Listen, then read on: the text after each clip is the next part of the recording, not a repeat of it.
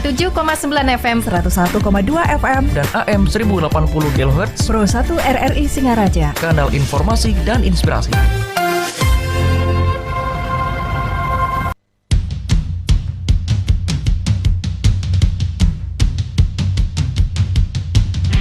menuju gerakan cerdas memilih RRI serentak di seluruh Indonesia. RRI Singaraja mempersembahkan Final Lomba Yel-Yel Pemilih Cerdas Anti Golput menampilkan seluruh finalis Senin 15 Mei 2023 pukul 14 waktu Indonesia Tengah di Wantilan Laksana Budaya LPP RRI Singaraja.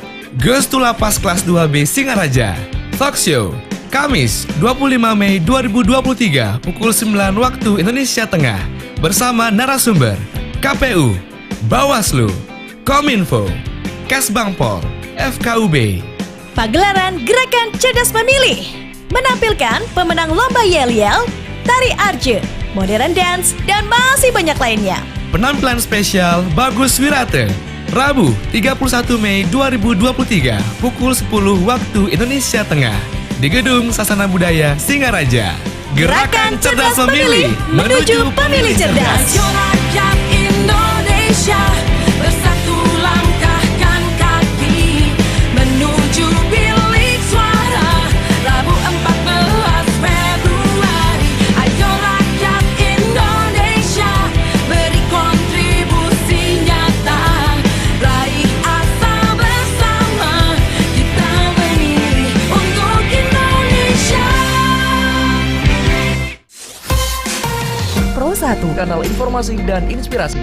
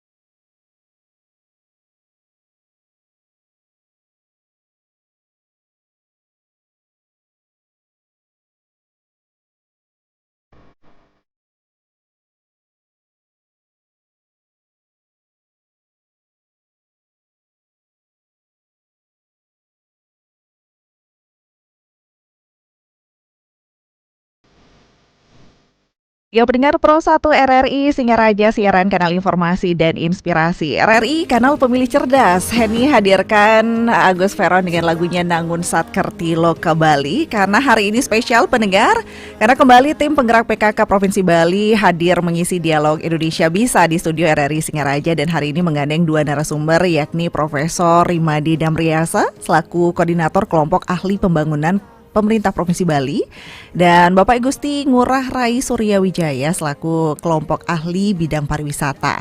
Dan nanti kita akan membahas terkait dengan 44 tonggak peradaban penanda Bali era baru pariwisata budaya berkualitas dan bermartabat. Dan terkait dengan topik kita pendengar, Anda juga bisa nantinya ikut bergabung bersama kami. Mungkin ada hal-hal yang ingin Anda sampaikan ya di 24644 atau mungkin mengirimkan WhatsApp-nya di 0811 399 9790. Sudah hadir di studio Pro 1 RRI Singaraja siang hari ini, siang yang sangat luar biasa ini cerahnya. Profesor Dr. Derhai Madidamriasa MS, Koordinator Kelompok Ahli Bidang Pembangunan Pemerintah Provinsi Bali. Selamat siang, Prof. Selamat siang. Prof, mungkin lebih dekat, Prof. Oh iya. Iya. Biar suaranya bisa masuk ini. Iya. Selamat siang, Mbak Heni. Terima kasih Ya. sudah hadir kembali, Prof. Iya, Tidak terima henti-hentinya ini mengajak masyarakat kembali, mengingatkan masyarakat kembali ini terkait dengan 44 tonggak peradaban penanda Bali era baru. Padahal ini kayaknya lebih dari 44 ini, Prof. Ya kalau dilihat-lihat ini lebih dari 44, Prof ya. Iya. Dan untuk siang hari ini Prof Damri tidak sendiri. Ada Bapak Igusti Ngurah Rai Suryawijaya SEMBA atau biasa dikenal dengan Pak Gung Rai. Ya, kelompok ahli bidang pariwisata. Selamat siang Pak Gung Rai. Ya, Om Swastiastu. Om Swastiastu. Ya, selamat siang Mbak Eni. Rahayu. Ya. Terima kasih sudah hadir juga di Pro 1 RRI Singaraja. Dan ini kita membahas pariwisata budaya berkualitas dan bermartabat. Nah ini lagi ramai juga begitu Prof ya. Karena setelah COVID-19 pariwisata Bali ini mulai bangkit kembali. Dan tentu perlu penataan, perlu apa yang harus dilakukan begitu Prof ya. Nah tapi kalau untuk 44 tonggak peradaban penanda Bali era baru, bagaimana Prof ini pengembangan dalam sektor pariwisatanya? Apa poin yang mungkin dikembangkan dan dibangkitkan begitu Prof dalam upaya peradaban Bali era baru ini? Oke, terima kasih kembali lagi Mbak Eni, Pro 1 Singaraja. Jadi telah berapa kali mengundang kami dari kelompok ahli pembangunan Provinsi Bali untuk menyampaikan, mensosialisasikan program-program kebijakan-kebijakan Pak Koster selaku Gubernur Bali terkait dengan 44 tonggak peradaban penanda Bali era baru. Jadi tadi sudah kita dengarkan lagu Visi Nangun Satkerti Loke Bali yang dinyanyikan oleh Gus Veron. Tentu masyarakat perlu juga kami sampaikan sekali lagi bahwa Nangun Satkerti Loke Bali itu adalah membangun Bali berdasarkan inti yang dimiliki oleh Bali, yaitu 3 unsur utama: alam, manusia, dan kebudayaan. Jadi alamnya yang indah, kemudian manusianya atau krama Bali yang ramah, kemudian keunikan budaya inilah yang menjadikan daya tarik pariwisata Bali. Nah, hari ini kita akan sampaikan salah satu dari 44 tonggak peradaban penanda Bali era baru. Jadi setelah 4 tahun lebih Pak Koster sebagai gubernur, kemudian kita identifikasi terkait dengan visi Nangun Satkerti Loke Bali melalui pola pembangunan semesta berencana menuju Bali era baru. Tentu yang perlu kami sampaikan, kita udah nyampe enggak ke Bali era baru? Nah, jawabannya adalah 44 tonggak peradaban penanda Bali era baru. Salah satunya adalah pariwisata budaya berkualitas dan bermartabat. Jadi seperti kita alami di masa COVID-19 dengan terpuruknya sektor pariwisata, maka boleh dikatakan Bali hanya bertumpu pada salah satu sektor, yaitu sektor pariwisata. Nah, selama ini kehadiran pemerintah belum mengatur secara komprehensif dan fundamental terkait dengan pariwisata Bali. Jadi Pak Gubernur, Pak Wayan Koster hadir untuk menata secara komprehensif dan fundamental kepariwisataan Bali dengan peraturan daerah itu standar kepariwisataan Bali. Jadi disinilah hadirnya Pak Gubernur, Pak Wayan Koster untuk bagaimana menjadikan kepariwisataan Bali ini berbasis budaya, berkualitas dan bermartabat. Jadi banyak yang telah kita alami terkait dengan kepariwisataan kita di Bali. Yang pertama, keberpihakan terhadap produk dan potensi lokal itu belum sepenuhnya. Kemudian yang banyak juga belakangan ini kita alami, misalnya perilaku wisatawan yang menodai tempat-tempat suci dan lain sebagainya. Kemudian perilaku-perilaku yang sebenarnya tidak pantas dilakukan di Bali, banyak dilakukan oleh wisatawan. Dan inilah yang ditata secara komprehensif oleh Pak Wayan Koster selaku Gubernur Bali. Jadi penekanannya adalah pariwisata berbasis budaya, berkualitas dan bermartabat. Demikian Mbak Eni yang barangkali bisa. Apa yang dilakukan mungkin Prof dengan mungkin apa yang diatur dalam hal peraturan daerah yang dibuat begitu? Ya, jadi tadi telah saya sampaikan yang pertama kita tidak memiliki regulasi tentang pengaturan kepariwisataan. Sebelumnya. Jadi Pak Koster dengan Peraturan Daerah Provinsi Bali Nomor 5 Tahun 2020 tentang standar kepariwisataan budaya Bali. Nah, kemudian yang kedua, sektor pariwisata ini kan belum sepenuhnya berpihak kepada produk-produk lokal yang kita miliki di Bali. Sehingga diaturlah dalam Peraturan Gubernur Bali Nomor 99 Tahun 2018 tentang pemasaran dan pemanfaatan produk pertanian, perikanan dan industri lokal Bali. Jadi wajib industri pariwisata menggunakan produk pertanian, produk perkebunan, kerajinan, hasil pertanian di Bali.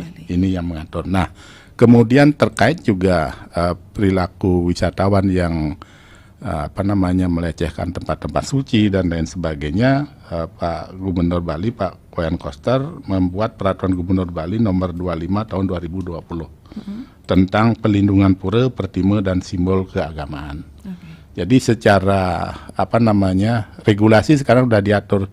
Jadi ada sanksinya kalau wisatawan itu melakukan hal-hal yang tidak boleh dilakukan di Bali.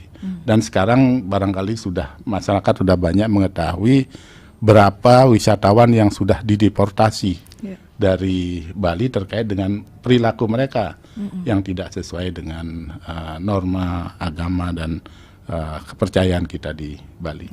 Jadi inilah yang dimaksud dengan pariwisata yang bermartabat. Nah, kemudian pariwisata yang berkualitas, jadi dengan beberapa infrastruktur yang telah disiapkan dan yang sedang dibangun oleh Pak Koster selaku Gubernur Bali, ini adalah meningkatkan kualitas pariwisata kita. Jadi sedang dibangun kawasan pusat kebudayaan Bali. Kemudian yang paling dekat dengan Singaraja sedang dibangun Turiapada Tower. Jadi ini akan menjadi ikon dari kepariwisataan Bali. Jadi masyarakat Singaraja akan bisa menikmati misalnya kalau mau ke Denpasar mampir dulu di Turiapada Tower. Jadi tidak perlu ke Menara Eiffel Paris, tapi cukup ke Turiapada Tower dan jauh lebih indah dibandingkan dengan Menara Eiffel. Karena lebih tingginya begitu Prof ya. Nah, tapi terkait karena tadi Prof mengatakan ini kan lebih tegas, ada sanksinya juga, tapi dampaknya dengan kepariwisataan bagaimana? Mungkin ini akan ke kelompok ahli bidang pariwisata dulu nih sama Pak Gung Rai. Pak Gung Rai, bagaimana Pak dengan adanya peraturan daerah yang dibuat? Mungkin ini memang untuk masyarakat Bali begitu Pak Gung Rai ya, tapi bagaimana impactnya mungkin ke depannya terkait dengan kepariwisataan ini Pak? Ya, terima kasih Mbak Heni ya. Jadi pertama tentu saya mengapresiasi kinerja Gubernur Bali karena visi Nangun Sarkarti Loko Bali ini akan membuat pariwisata Bali itu ke depannya itu adalah pariwisata budaya yang berkualitas dan bermartabat. Ini saya juga selain Popli di bidang pariwisata juga sebagai Ketua PARI sangat-sangat mendukung program ini karena kita tahu bahwa Bali ini kan sangat terkenal ya di seluruh dunia ya dan menjadi the best tourism destination island in the world. Jadi kita harus memikirkan hal itu. Betul yang tadi dibilang sama Prof Damri bahwa ketika kita mulai buka international border kita mulai 7 Maret 2022 begitu buka langsung peningkatannya sangat luar biasa. Ini memberikan dampak terhadap ekonomi kita yaitu sampai meningkat 6% ya, melebihi nasional yang mana 2 tahun itu sangat terpuruk dan terkontraksi sampai minus tahun 2020 minus 9,31% dan 2021 minus 2,45%. Dan sekarang pertumbuhannya positif. Ini sangat luar biasa. Ini kan kita Bali ini is depend very much on tourism sector income, itu yang terjadi. Lebih dari 60% ya PDRB Bali itu, ekonomi Bali ini ditunjang dari sektor pariwisata. Nah, ini kita sangat setuju dan sangat mendukung program ini dengan adanya dikeluarkan Perda nomor 5. Jadi Perda nomor 5 itu adalah tentang standar penyelenggaraan kepariwisataan budaya Bali. Kita harus punya standar. Kalau kita ngomongin quality, standar kita yang berkualitas yang mana kan? Kemudian ada Pergub 28 2020 itu tentang tata kelola. Bagaimana kita mengelola Bali ini ke depan. Ini kan Bali ini kan sempit ya. Kita harus punya tata kelola yang benar-benar berkualitas sehingga mendatangkan tamu-tamu yang berkualitas pula. Itu yang terjadi. Jadi sesuai dengan arahan Bapak Presiden Republik Indonesia, Bapak Jokowi, bahwa pariwisata Bali ini harus tujuan wisata dunia yang premium. Jangan ecek-ecekan. Nah, itu yang terjadi. Nah, kendala saat ini memang betul karena kita aktif juga dalam mendorong Pak Gubernur dulu untuk membuka border kita, mulai 23 negara dapat visa on arrival, kemudian 43, kemudian 73, sekarang sudah 90 negara. Nah, dengan 36 airline yang membawa direct dari beberapa negara itu, jadi perkembangannya sangat pesat sekali saat ini. Jadi kunjungan wisatawan internasional setiap harinya mencapai 13 sampai 15 ribu. Nah, ini karena adanya visa on arrival, mereka bisa isi langsung. Nah, terjadilah banyak juga ada yang wisatawan yang datang dan sampai sini membuat beberapa ulah ya yang tidak sesuai dengan norma ada di sejarah dan budaya kita. Ini yang kita harus cegah. Jadi Pak Gubernur dengan gercep sekali membentuk tim tata kelola dari tim terpadu untuk Satgas gabungan ini untuk melakukan pengawasan, penindakan dan penertiban. Jadi kita awasi dulu, kita tertibkan, dan kalau membandel seperti bilang Prof. Damri tadi, lebih dari 100 kita ada tindak gitu. Deportasi, jangan sampai melecehkan terhadap tempat-tempat suci kita, karena itu sudah dilindungi dengan Pergub 25 itu kawasan suci pura itu dan Pertimo dan termasuk simbol agama. Kan banyak yang terjadi sehingga menjadi viral. Kita nggak mau itu. Jadi kita justru arah atau direksi daripada Pak Gubernur ini, directions daripada itu inginnya pariwisata betul-betul nih berkualitas. Ya, jadi yang berkelanjutan dan bermartabat. Karena Bali kan kita tahu bahwa pulaunya kecil, kita tidak punya tambang emas, kita tidak punya tambang minyak, satu-satunya yang kita andalkan dari pariwisata. Nah, di samping pariwisata tentu pertanian yang akan bersinergi dengan pariwisata, yang akan mendukung pariwisata itu yang berkelanjutan, itu yang kita andalkan. Pak Gubernur sudah banyak mengeluarkan aturan, jadi yang tercantum dalam 44 tonggak peradaban penanda Bali era baru ini, dan industri sangat antusias untuk mendukung. Dan kita sudah menandatangani ikrar 11 ikrar yang kita harus komit dengan itu, melakukan itu gitu. Contoh ya, pemakaian misalnya baju enak setiap hari Selasa, hampir 70% industri sudah melakukan itu. Nah, itu kita masih terus gencar ini melakukan, dan juga produk lokal kita harus lakukan juga, pembelian produk lokal, hasil pertanian juga, kelautan dan industri kecil menengah kita juga lakukan, terus kita galangkan seperti itu, karena sehingga begitu gemerciknya dolar dari wisatawan, jadi yang lainnya juga akan mendapat dampak positifnya juga gitu loh. Karena tujuannya itu kan gitu, itu biar bermanfaat kepada kesejahteraan daripada masyarakat kita itu. Itu yang sangat luar biasa. Kami tetap mendukung, dan ini program yang sangat luar biasa, visi yang sangat luar biasa menata Bali itu ke depan secara fundamental, secara skala dan niskala. Ini ada unsur niskalanya. Jadi kita itu dikenal itu kan karena taksu daripada Bali itu sendiri gitu. Jadi wisatawan yang datang ke Bali itu ada 5 kriteria yang menyebabkan Bali itu lebih ini. Pertama itu bukan keindahannya. Pertama itu karena culture. Bali as a very unique tradition and culture. Itu yang pertama penilaian daripada wisatawan dunia. Jadi melalui WHO. Jadi UNWTO juga melakukan itu jadi penelitian. Kedua itu baru karena people. karena most the Balinese people are very hospitable. Itu yang very friendly ya, itu yang menyebabkan. Yang ketiga itu karena beautiful nature, karena alamnya begitu indah. Bali kita Astungkara ini bukan buatan manusia, ini udah anugerah dari The Betara ya. Jadi Bali itu sangat indah, punya laut yang bagus, pasir putih, mengenai danau, sungai, bisa lakukan dari sawah-sawah, pegunungan yang bagus sekali. Itu yang menyebabkan. Yang keempat karena price ya, good value for money ya. Kalau ke Bali mereka bisa datang dari harga yang $20, $200 sampai $2,000 pun per malam ada. Kamar-kamar itu sangat tersedia. Itu yang terjadi. Yang kelima itu karena security, karena keamanan dan kenyamanan Bali. Selama ini Astungkara situasi dan kondisi Bali itu sangat kondusif sekali. Itu yang menyebabkan Bali itu begitu buka langsung ramai sekali ya, dan ini sekarang kita lagi memberi dorongan lagi agar buka 169 negara untuk diberikan visa, tapi kita harus filter ya. Pak Gubernur ingin memberikan kuota dalam hal ini, memfilter, jadi lebih tepatnya itu adalah visitor management ya, untuk memanage orang itu datang. Pertama itu kita yang untuk yang berkelas itu pernah mereka yang datang, turis yang datang ini harus bisa menghargai budaya kita. Kedua, respect, selain respect culture, respect the rule. Jadi aturan-aturan ini harus mereka hargai, jangan dilecehkan. Itu yang kita inginkan. Dan respect people, masyarakat juga harus diintegrasi. Baru kita melihat dari length of stay-nya, masa tinggalnya harus lama, minimal 1 minggu. Dan yang kelima adalah spending money-nya dia jadi lebih besar. Jadi at least dia punya $100 lah per hari dia spend ya, sehingga akan berdampak yang positif terhadap perekonomian kita.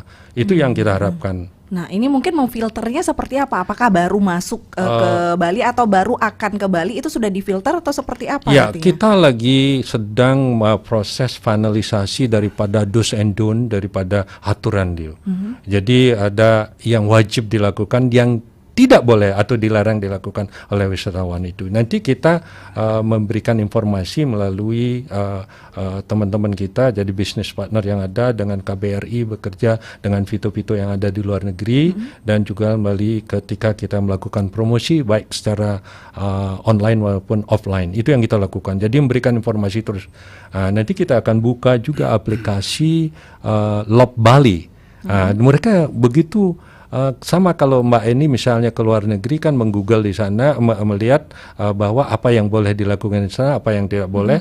Dan ketika misalnya ke London harus punya tiket pulang pergi ya. Jadi return tiket harus punya. Kedua, uang yang di rekening harus ditunjukkan kan gitu. Kalau mau ke London atau ke Jepang atau kemanapun, at least 100 juta ya. Itu pun begitu. Jadi semua negara punya untuk mengatur itu. Kita boleh mengatur. Berarti sebelumnya kalau ke Bali tidak seperti itu aturannya karena ya? Dengan visa on arrival itu dia hanya mudah mengikatkan. Jadi di sana dia mengisi sendiri soalnya. Sekarang kita lebih memfilter, menyaring orang-orang. Jadi kalau nanti ke depannya kan bisa kita mendapatkan wisatawan yang berkualitas. Itu yang kita harus. Nah, sekarang kita tindak dulu. Sekarang yang sudah ada di sini ini, kalau ada yang berulah jadi melanggar aturan itu, kita lakukan penindakan tegas. Sehingga sekarang di grup komunitas mereka sekarang sudah mulai menurun ya. Jadi sekarang sudah mereka sadar bahwa ketika mereka dideportasi sedang enjoy-nya di Bali, deportasi mereka sekarang menyesal akhirnya melakukan hal-hal yang tidak sesuai dengan norma kita. Maka dari itulah sekarang sudah bagus sekali tindakan ini. Jadi Pak Gubernur gercep sekali dan gerak bersama dan gaspol ya, melakukan dengan potensi yang dilibatkan.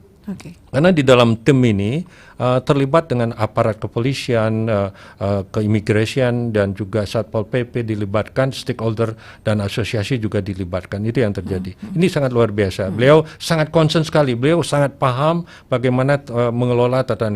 Ya, seperti tadi dijelaskan, membangun infrastruktur, membangun ekosistem kepariwisataan Bali itu beliau sudah lakukan, dan bukan rencana aja, tapi sudah nyata. Kita lihat contoh 3 seaport seperti dermaga Matahari Terbit sudah bagus banget.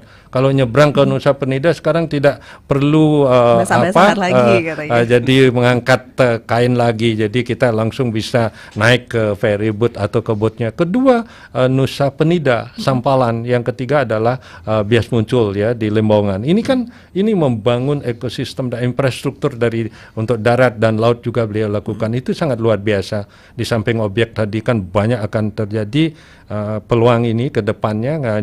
Mintakan kalau bisa didukung untuk melanjutkan perjuangan ini sangat luar biasa jadinya.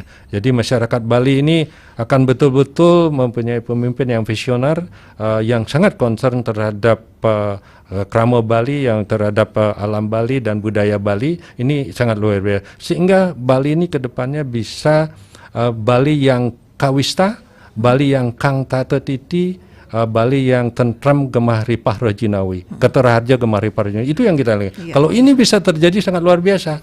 Ini contohnya sudah ada kan di Butan. Jadi Butan pulaunya kecil, hanya 30% digunakan untuk kawasan pariwisata dan pemukiman, yang 70% masih hijau. Itu sangat bagus sekali. Mereka berduyun-duyun untuk pergi ke Butan. Kalau tidak punya 10.000 USD tidak bisa ke Butan. Itu yang terjadi. Jadi Balinya ke depannya kita arah kebijakan itu ke sana. Itu yang terjadi. Jangan sampai jadi mass tourism, tapi yang berkualitas. Itu yang kita lakukan sehingga memberikan dampak yang sangat luar biasa terhadap ekonomi kita dan kesejahteraan masyarakat kita, dan terhadap keberlanjutan daripada ini. Karena pariwisata ini kan bukan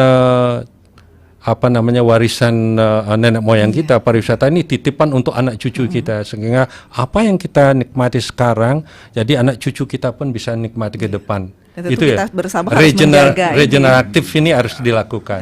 Iya. Jadi itu. Tapi mungkin saat ini dalam waktu penyesuaiannya mungkin banyak kekhawatiran juga ini Pak Agung Rai. Mungkin ada, wah nanti enggak tamunya jadi takut ke Bali atau berkurang lah ibaratnya. Padahal baru setelah COVID-19 baru muncul lagi, baru ramai lagi begitu dengan banyaknya aturan. Seperti apa mungkin memberikan pemahamannya? Ya. Itu pertanyaannya bagus. Jadi masyarakat banyak tanya saya, termasuk media ya. Benar. Media semuanya wawancara saya untuk menanyakan itu. Tapi saya sangat optimis. Justru dengan kita mass tourism seperti ini banyak masalah. Jadi wisatawan yang berduit, yang berkelas itu, yang ahen tourism akan takut datang. Oke. Itu loh. Jadi begini, ini suatu contoh yang real ya saya berikan. Teman saya yang ada di Jepang, dia worry come to Bali karena dia mendengarkan banyak masalah keamanan. There are many Russian in Bali. Dia menanyakan seperti itu. Mungkin worry. Tapi kalau wisatawan yang betul berwisata ke sini, orang dari manapun, dari Rusia, Ukraina atau dari manapun, tidak masalah buat kita asal berwisata. Jangan membuat kriminal di sini, apalagi membuat geng-geng atau apa. Itu yang kita tidak inginkan. Jadi itu ya memang ya penyakit pariwisata itu begitu. Tourism disease is like that ya. Dimanapun memang ada, tapi kita menekan seminimal mungkin jangan sampai terjadi di Bali itu. Itu yang mari kita jaga Bali ini ke depan dan melibatkan seluruh komponennya, termasuk sipandu beradab yang ada di desa-desa itu. Jadi itu Bali syukurnya begitu. Itu kan menangnya di sana untuk menjaga keamanan.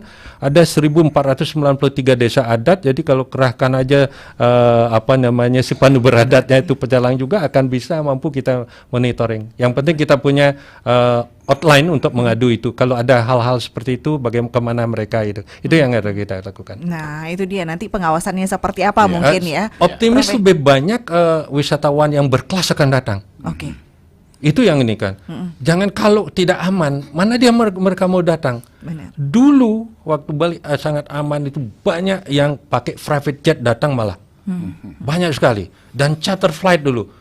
Russian market dulu termasuk high class karena mereka pakai charter flight ke sini. Nah sekarang karena dampak daripada konflik yang ada itu menghindari perang, mereka banyak datang ya. Kemudian juga menghindari wajib militer, banyak datang ke Asian country. Bukan ke Indonesia saja atau ke Bali, banyak yang ke Thailand, ke Filipina, ke Kamboja, Vietnam, itu yang terjadi. Jadi Bali kita harus tegas sekarang. Yang penting di sini melakukan sosialisasi dan edukasi dan law enforcement yang kita harus lakukan. Dan saya ingin mengimbau dengan teman-teman krama Bali ini harus memberikan contoh dan menjadi contoh. Itu yang harus dilakukan. Jadi jangan kita yang memberikan contoh yang tidak baik. Jadi memberikan contoh dan menjadi contoh daripada orang lain. Contoh aja Singapura.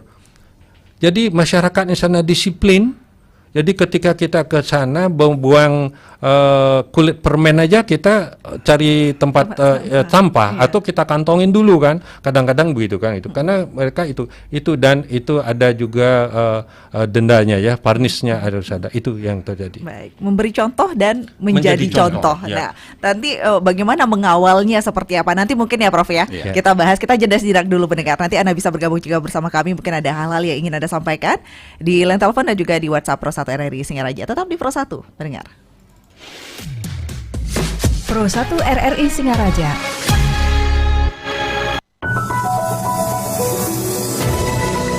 Enam aspek mewujudkan Bali yang hijau dan bersih disampaikan oleh Profesor Insinyur Made Sudiana Mahendra, kelompok ahli bidang pangan, sandang dan papan pemerintah Provinsi Bali. 6 aspek yang bertujuan untuk mewujudkan Bali yang hijau, indah dan bersih.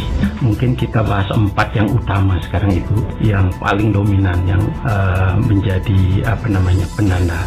Yang pertama adalah perlindungan danau, mata air, sungai dan laut. Itu sangat penting sekali. Program yang lain yang sudah dilaksanakan oleh Provinsi Bali itu upacara penyucian secara berkala, kemudian juga kegiatan pembersihan danau semua dengan slogan airku bersih, hidupku sehat. Ya, aspek yang berikutnya adalah pembatasan timbulan sampah.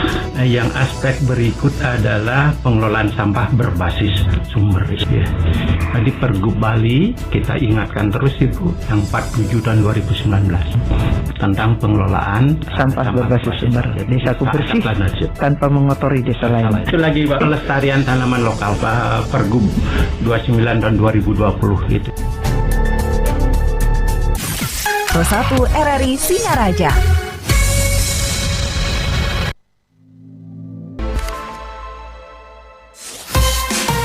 Pro 1 Kanal informasi dan inspirasi.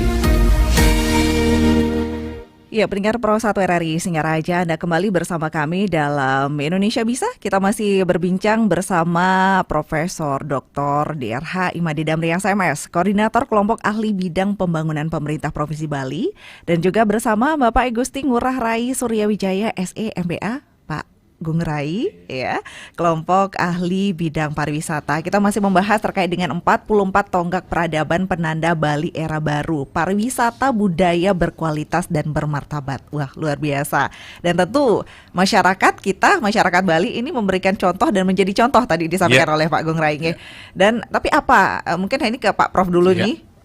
Apa yang dilakukan Prof ini untuk mengawal pariwisata Bali yang berkualitas dan bermartabat ini? Iya, oke. Terima kasih Mbak Eni. Tadi banyak hal yang sudah disampaikan oleh Pak Gung Rai, termasuk juga persoalan-persoalan yang kita hadapi di sektor pariwisata. Dan ini disadari betul oleh Pak Koster selaku Gubernur Bali. Jadi kalau ini dibiarkan, bisa jadi nanti Bali bukan lagi menjadi tujuan wisata. Malah menjadi tujuan orang-orang yang ingin melakukan hal-hal yang tidak bisa dilakukan di negaranya. Karena biayanya lebih rendah dan lain sebagainya. Oleh karena itu maka Pak Gubernur Pak Wayan Koster menyadari betul bahwa pariwisata Bali ini harus ditata menjadi pariwisata budaya berkualitas dan bermartabat.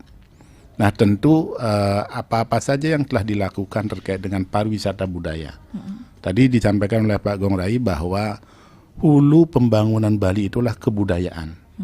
Jadi oleh karena itu tentu kalau kita lihat juga dari 44 tonggak peradaban penanda Bali era baru, yang terbanyak adalah sektor adat, tradisi, seni budaya dan kearifan lokal.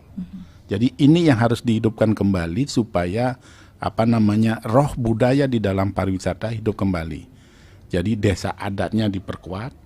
Kemudian penggunaan busana adat Bali. Jadi kalau dulu kita kan hanya waktu-waktu tertentu aja pakai pakaian adat Bali. Dan kalau sekarang barangkali Mbak ini dalam 1 minggu lebih sering pakai pakaian adat Bali dibandingkan pakai pakaian nasional kan. Benar. Jadi Pak Gong Rai kalau dia lihat di lemarinya itu jumlah udangnya mungkin sudah 11. ya. Kemudian penggunaan aksara Bali. Ya. Jadi tata titi kehidupan Kramo Bali berbasis kearifan lokal Satkerdi. Ini kan sebenarnya ingin mengembalikan, memperkuat pariwisata kita adalah pariwisata budaya. Kemudian pariwisata yang berkualitas. Nah tentu kualitas layanan kepariwisataan, kemudian kualitas wisatawan juga. Jadi oleh karena itu benar apa yang disampaikan oleh Pak Gong Rai tadi. Jadi kalau kita ingin mendatangkan wisatawan yang tertib, maka kita harus tertib dulu. Jadi jangan memberikan contoh misalnya kalau wisatawan nggak pakai helm kita tegur, padahal kita di masyarakat Bali sudah biasa nggak pakai helm. Jadi oleh karena itu tentu kita memberikan layanan yang berkualitas. Juga termasuk kita harus bisa menciptakan lingkungan yang berkualitas. Nah terkait dengan lingkungan yang berkualitas apa saja yang telah dilakukan oleh pemerintah Provinsi Bali. Jadi beberapa diskusi yang lalu kita juga membahas terkait dengan kualitas lingkungan kan, penanganan sampah berbasis sumber, kemudian pembatasan penggunaan sampah plastik sekali pakai, kemudian nanti ke depannya juga bagaimana kita menciptakan udara Bali yang bersih dengan menggunakan kendaraan bermotor listrik berbasis baterai. Kemudian juga bagaimana kita menjaga melestarikan danau, sumber air, laut dan sungai dan lain sebagainya. Ini adalah program-program yang dilakukan oleh pemerintah Provinsi Bali terkait dengan bagaimana meningkatkan kualitas layanan, kemudian bagaimana kita menyediakan kualitas alam yang bisa dinikmati oleh wisatawan yang datang ke Bali. Dan tentu yang terkait dengan pariwisata yang bermartabat adalah wisatawan yang wajib mengikuti apa yang menjadi aturan, apa menjadi tradisi kita di Bali. Jadi bukan datang ke Bali untuk melakukan, misalnya kalau di Eropa dia tidak bisa menggunakan mengendarai sepeda motor tanpa SIM, tanpa helm, datang ke Bali karena di Bali bisa melakukan hal ini. Jadi ini yang kita takutkan. Nah, kalau ini kita biarkan, kita tidak atur, kemudian kita tidak tata, maka akan terjadi hal yang sebaliknya. Jadi wisatawan-wisatawan yang berkelas, yang berkualitas tidak akan datang ke Bali. Ya, seperti kata Pak Gong Rai tadi seperti itu. Jadi wisatawan yang berkualitas, yang berkelas itu kan lama tinggalnya lama di Bali, kemudian belanjanya juga banyak. Ya, kemudian juga uang yang dikeluarkan oleh wisatawan itu lebih banyak.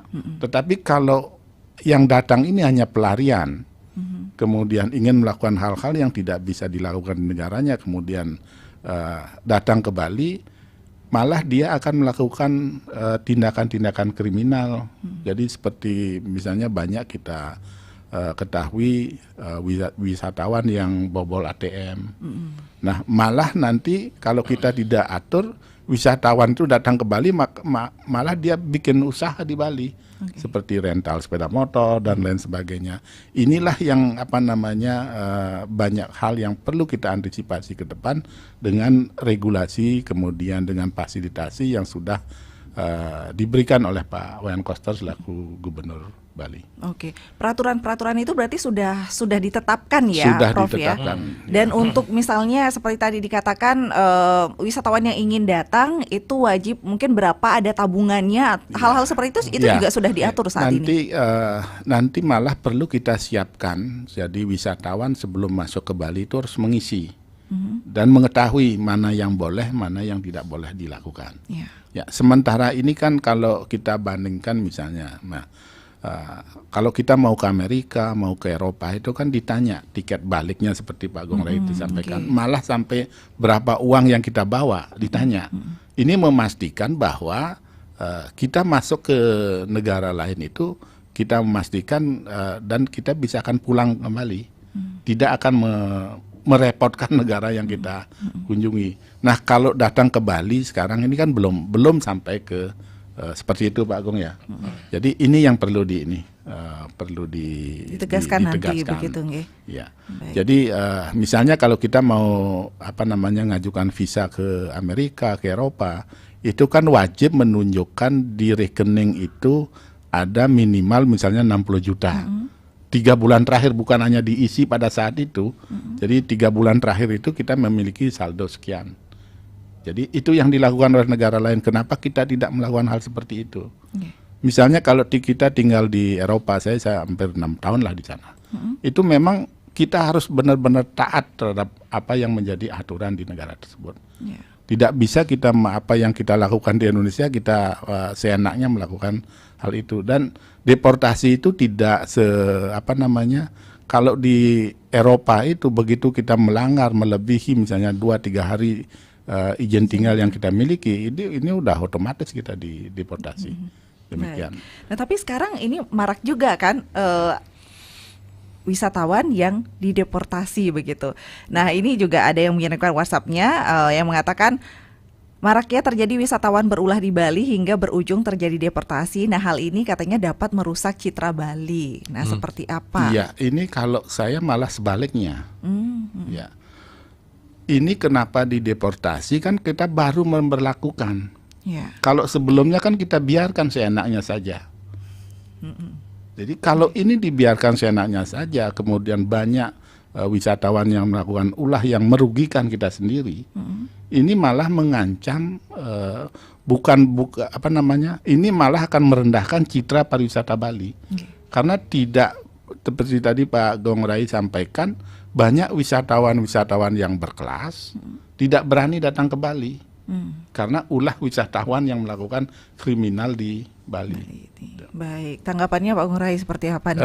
Iya, memang betul ya. Kalau kita lihat ya, jadi jangan khawatir kalau kita bicara tentang quality tourism itu ya. Jadi jangan banyak yang apalagi yang deportasi. Ini menunjukkan bahwa kita menegakkan aturan dengan benar, law enforcement-nya. Jadi justru sebaliknya ya. Jadi mereka tegas di Bali.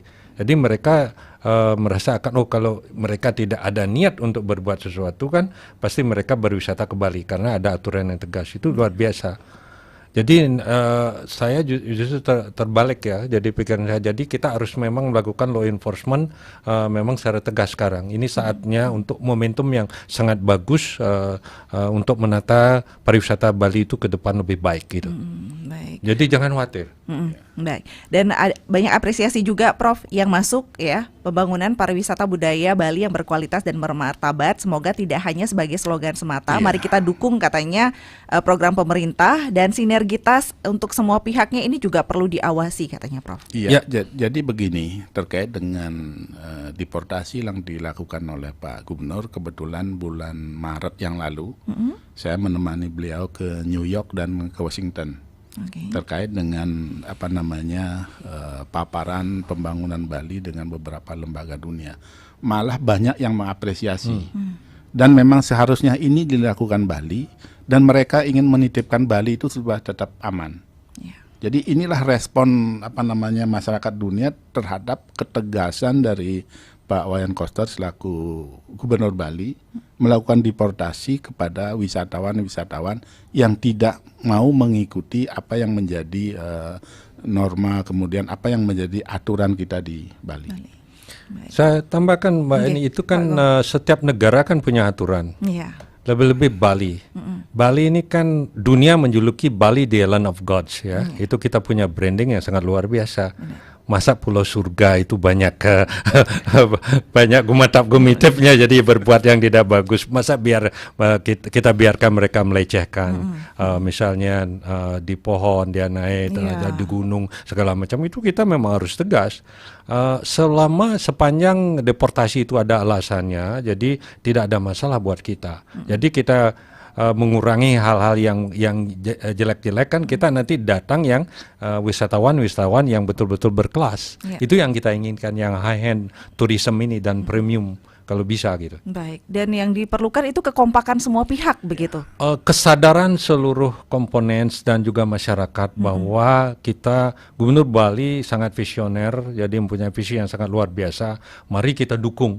Ya. Jadi kalau ingin Bali ini, pariwisata Bali ini sustain ke depannya, itu yang ini. Jangan sampai kita punya harga diri, harkat dan martabat kita kan. Makanya inginkan kan kita harus bisa berdikari secara ekonomi kan. Jadi berbudaya dalam berkeberadaan dalam kebudayaan itu yang harus dilakukan. Jadi kita harus banggakan orang Bali harus punya itu. Jadi saya kebetulan ketua Badan Promosi Pariwisata selama 10 tahun. Saya banyak traveling dan visiting most the big city in the world. Jadi kita sana jadi sangat respect sekali. Dan saya di luar negeri pun melakukan promosi pakai pakaian adat saya, pakai adat Bali, artinya itu mereka sangat bangga dan sangat respect sekali. Itu yang harus terjadi dan kita harus bangga gitu. Baik, terkait pariwisata juga pemerataan pariwisata di Bali agar sepenuhnya, bukan hanya di Bali Selatan saja tapi semua ibaratnya Bali Utara. Ini yang menjadi itu yang mungkin menjadi big job daripada Pak Gubernur, memang punya visi seperti itu. Jadi makanya dibangun di utara ini dibangun Turiya Pada Tower, di barat akan dibangun sudah bangun tol dan juga bangun nanti Parmon ya. Jadi itu tempat rekreasi hiburan, dan di timur dah diperbaiki semua ya. Jadi dermaga-dermaga dan akan ada pusat kebudayaan Bali ini akan menuju pemerataan. Jadi pemerataan tidak harus artinya hotel ada di Bali Selatan 100.000 kamar, di utara 1.000, tidak. Harus ada yang jadi penyangganya dan baik di objeknya, destinasinya. Itu masing-masing tempat ada ibaratnya ada karakteristik tertentunya. Betul, begitu. Karena semua daerah di Bali ini sangat potensial untuk dijual atau untuk dikembangkan pariwisatanya itu. Di Bali sudah ada 238 desa wisata yang sangat bagus sekali, dan ini menjadi perhatian Gubernur Bali juga semua di concern kita untuk selalu memberikan guidance satu training juga untuk melakukan itu, untuk menjaga kualitas daripada produk kita yang akan jual, kenyamanan dan manajemen yang juga itu yang terjadi. Ya, contoh yang real saat ini kan penataan kawasan Pura Besakih kan sangat luar biasa kan. Jadi itu beliau sangat itu niskalonya itu jadi lakukan. Selain ritual-ritual jadi upacara-upacara, jadi seluruh pura-pura yang beliau lakukan itu sangat luar biasa. Karena Bali ini harus dijaga keseimbangan antara alam, budaya, krama Bali, dan itu harus dilakukan sehingga taksu Bali menjadi peradaban dunia, menjadi mercusuar nanti ya ke depannya. Itu akan orang tanpa promosi kan mereka akan datang ketika taksu Bali itu yang Bali ini kan itu yang dilakukan. Dihidupkan lagi, apalagi ditunjang dengan sarana prasarananya sekarang terkait dengan untuk meningkatkan daya saingnya itu dilakukan, infrastruktur diperbaiki sangat luar biasa udah. Baik.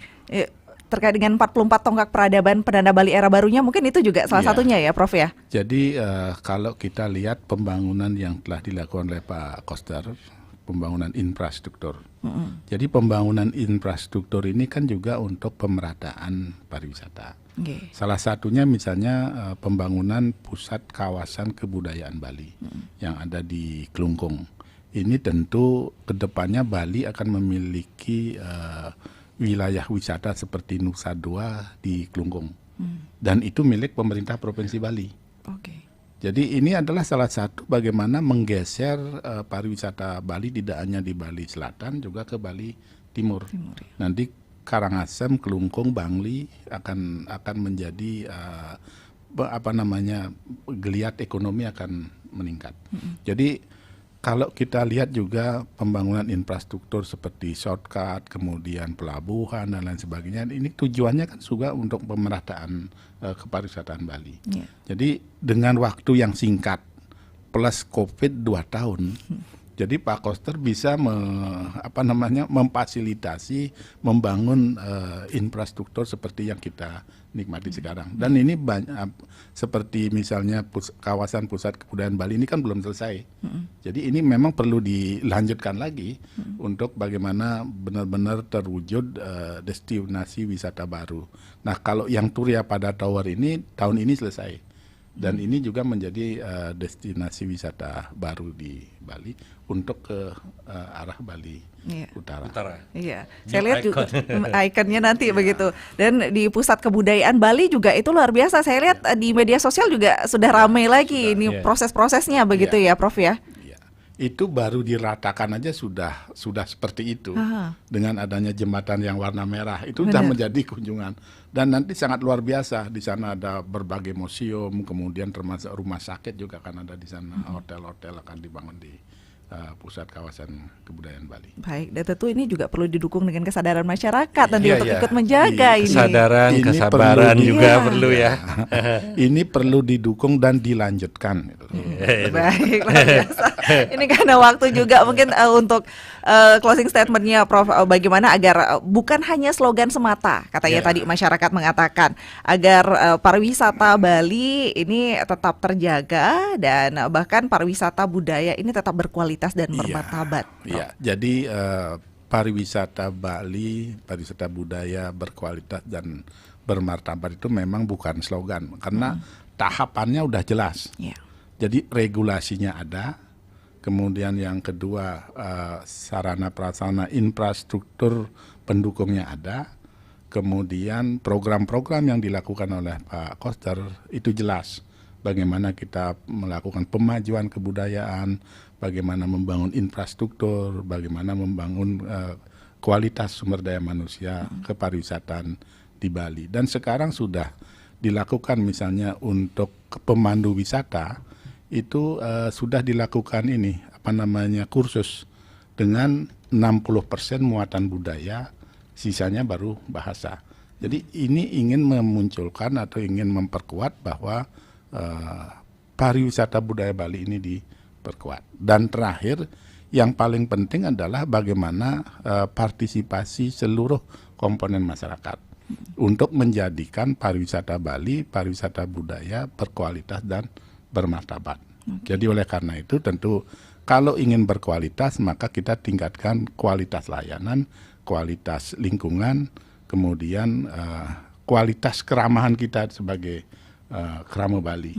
Jadi tidak hanya gubernur yang melakukan, yang paling penting adalah partisipasi seluruh komponen masyarakat. Tadi Pak Gong Rai mengatakan bahwa kita memberi contoh dan menjadi contoh yang berkualitas dan bermartabat. Itu baik, Pak Rai sebagai closing statementnya silakan. Wah, ini luar biasa nih diskusi kita ya pada siang hari ini. Terima kasih Mbak Eni. Jadi bagi saya, jadi beliau sudah arah kebijakannya sangat luar biasa. Jadi perlu dukungan. Bukan daripada insan pariwisata aja, jadi seluruh elemen masyarakat harus mendukung penuh ini. Jadi sehingga lebih cepat akan terwujudnya daripada visi dan misi Nangun Sarkerti Loko Bali itu, dan khususnya di bidang pariwisata yang berkualitas, berkelanjutan dan bermartabat. Ini perlu dukungan kita dan kesadaran kita bersama untuk melakukan itu. Ingat, jadi Bali tidak punya sumber misalnya alam yang lainnya seperti minyak, tambang emas dan segala macam. Kita andalkan sektor pariwisata dan pertanian, industri, ekonomi kreatif dan lain sebagainya. Itu harus sungguh-sungguh kita lakukan. Kita harus kerja terus ya. Jadi kita harus terus dukung. Jadi kita harus memberikan contoh dan menjadi contoh daripada wisatawan yang akan datang ke Bali. Ini harus kita, sehingga lebih cepat terwujudnya. Jadi kita harus bangun bersama, kita harus pulih bersama, kita harus kuat bersama, gitu loh. Kita harus kuat bersama, ekonomi kita itu yang harus diwujudkan. Jangan salah satu menjadi tertekan gitu. Jadi kita harus tumbuh bersama, bangkit bersama, berkembang bersama, kuat bersama. Itu yang harus dilakukan. Jadi saling hidup menghidupi, urip menguripi. Jadi itu adalah ajaran leluhur kita, para suci kita. Yang harus kita lakukan ini kan warisan budaya kita, jadi merupakan wisdom kita, itu harus dilakukan. Jangan kita tidak perlu belajar jauh-jauh. Jadi ini yang kalau kita betul resapi dan pahami ajaran-ajaran para leluhur, para suci kita ini sungguh sangat luar biasa.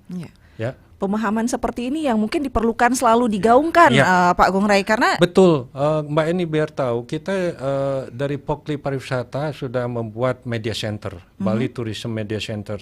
Media center inilah kita terus melakukan sosialisasi di sini, baik dengan teman-teman media, teman-teman asosiasi, hampir seminggu 2-3 kali itu datang melakukan itu. Jadi kita selalu ngopi bareng di sana. Jadi dari informal daripada diskusi kita itu melahirkan suatu rekomendasi. Jadi apa yang kita harus lakukan, kita harus perlu sempurnakan. Karena kita sadar selama ini pariwisata kita itu, pembangunan pariwisata itu tidak terarah. Jadi inilah momen yang bagus Pak Gubernur punya niat yang sangat tulus dan ikhlas untuk membangun pariwisata itu lebih baik. Gitu, to elevate Bali tourism in new era. Ini harus next levelnya harus lebih bagus. Jangan terlalu biarkan terlena seperti ini. Kalau kita biarkan seperti ini, nanti kita justru orang Bali akan terpinggirkan. Itu ya nih. Nah ini ada waktu sedikit lagi ya. Ini juga arahan Ibu Megawati. Jadi beliau Presiden kelima, beliau mengarahkan pada waktu Pak Prof Dami memberikan presentasi tentang pembangunan masa depan Bali 100 tahun. Ini sangat luar biasa, udah dipikirkan. Jadi Bali ini sempit, jangan harus kita kendalikan alih fungsi lahan. Itu yang harus dilakukan. Jangan semua lahan ini dipakai kawasan pariwisata atau membangun akomodasi pariwisata itu atau sarana itu, jangan sampai terjadi seperti itu. Dan diharapkan juga orang Bali lah yang terdepan ini, orang Bali lah jadi pemiliknya. Karena kita prihatin nih, dari 900 triliun investasi di bidang pariwisata dimiliki oleh orang Bali kurang dari 10%. Kan prihatin kita, jangan sampai orang Bali terpinggirkan seperti di Jakarta itu kan. Jadi nggak ada Betawinya lagi kan, itu yang terjadi. Maka dari itu kita harus menjadi pelopor, kita pembangunan semua sektor ini harus bermanfaat pada kramo Bali kita, itu yang harus kita lakukan. Nah ini harus, program ini harus didukung, perlu waktu, tidak cukup 1 periode, kita harus dukung sampai tuntas. Kalau 1 periode ini kan repot juga kan, jadi nanti telantar, nanti beda nanti kebijakannya. Apalagi sudah dicantumkan dalam 100 tahun masa depan Bali ini, itu sangat luar biasa. Itu pokok-pokok pikiran, inti-inti sari yang harus dilakukan oleh pemimpin nanti ke depannya, itu yang harus dilakukan. Baik, bukan hanya saat ini yang harus dipikirkan, tapi 100 tahun ke depan ini sudah harus dipikirkan, dijaga, jarang punya. Di Amerika aja paling 50 tahun ya. Baik. Itu yang agar kita semua ini seperti tadi dikatakan memberikan contoh, menjadi contoh agar tetap bisa mempertahankan pariwisata budaya ini berkualitas dan bermartabat tentunya untuk Bali. Bali bukan hanya pariwisata yang mungkin rendahan tadi dikatakan, tapi yang berkualitas begitu ya. Bukan mass tourism lagi ya. Kita harus berpikir. Tapi tentu ini perlu proses ya. Pak Agung Rai, betul. Maksudnya penyesuaian. Mungkin masyarakat masih ada pro dan kontra, dan seperti ini yang harusnya sering dilakukan, memberikan pemahaman-pemahaman bahwa kita menginginkan Bali yang benar-benar berkualitas begitu. Baik. Sangat setuju sekali. Jadi jangan sampai Bali jadi mass tourism. Kita harus, we are going on quality tourism and dignity gitu. Jadi harus bermartabat lagi, bukan berkualitas. Wah, luar biasa. Terima kasih banyak untuk perbincangan yang luar biasa siang hari ini ya. Untuk pendengar Pro 1 RRI Singaraja, semoga dengan perbincangan kita ini juga memberikan manfaat yang luar biasa untuk pendengar, juga terbuka ya pikirannya semua begitu ya. Mungkin untuk para narasumber terima kasih banyak, dan untuk pendengar juga terima kasih untuk atensinya. Terima kasih banyak, dan kami akhiri dalam dialog Indonesia Bisa untuk siang hari ini. 44 tonggak peradaban penanda Bali era baru, pariwisata budaya berkualitas dan bermartabat. Tadi kita sudah berbincang bersama Profesor Dr. DRH Imadi Damriasa MS, Koordinator Kelompok Ahli Bidang Pembangunan Pemerintah Provinsi Bali, dan juga bersama Bapak Gusti Ngurah Rai Suryawijaya SEMBA, Pak Agung Rai selaku kelompok ahli bidang pariwisata. Kami akhiri untuk dialog siang hari ini, pendengar. Terima kasih dan sampai jumpa. Terima kasih. Terima kasih. Pro 1 RRI Singaraja.